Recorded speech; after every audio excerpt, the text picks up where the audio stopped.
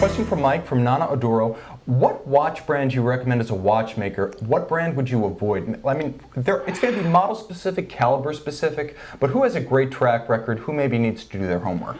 Again, we talk about it a lot. Omega is just very, very strong, especially right now. With all the in-house movements, everything's coaxial now. The entire line is coaxial.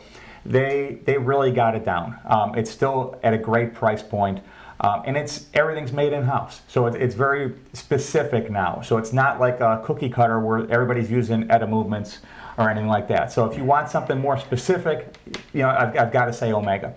If you want to start getting into more advanced watches, there's a shit ton out there. As to put it, bluntly.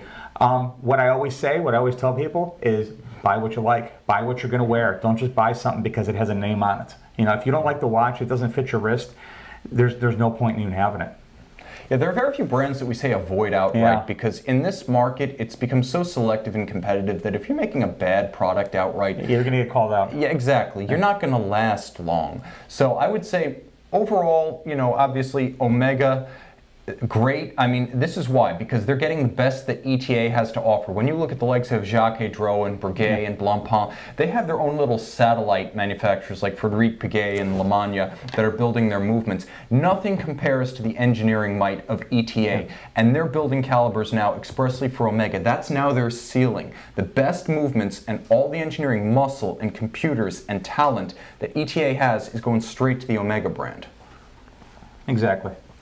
And in terms of what to avoid, anytime you see an excessively thin or fragile movement in a sports watch application. Yeah, we talked about that earlier. That's on the agenda. Talk about that, We're getting there. So other things coming through. Questions. Do you think Longa deserves to be alongside the likes of Vacheron, Constantin, Patek, and Audemars Piguet? Absolutely. Look on my Instagram. That's an easy one. Yep. So we're going some of the most beautiful movements made. Bobby Kumar, question. What's your impression of the Calibre 321 and basically the Lemania 2310? The 321, CH27, everything. I absolutely love that model. I love that caliber. I especially love it. The CH, in the Roger Dubuis with the Geneva seal. And we have a few of those here. We don't have them on the table today. The retrogrades. I actually got the service one last week. And it was by retrograde. Based on a CH27. Absolutely beautiful movement, column wheel movement. Basically, it was a predecessor to the Speedmaster movement, to the 1861. And I absolutely love it. Yeah, there was eventually a conversion over from the column wheel design, and it was adapted to become the cam wheel design. Yeah. So it's important to note also that we've got some parts on the table here. As we segue out of our parts discussion, we are a Omega recognized service center. We service Omega. We have a parts count with Omega, and Mike has trained with Omega. Yeah, so it's trained with Omega, and also I think I was the 17th to get the OWME.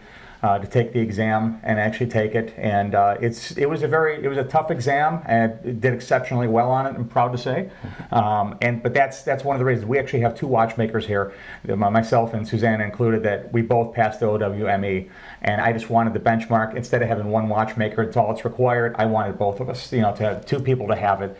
Just to be able to, there's not a lot of shops that will send two people to get certified when only one needs to be. And I just thought that was important just to show more provenance for us.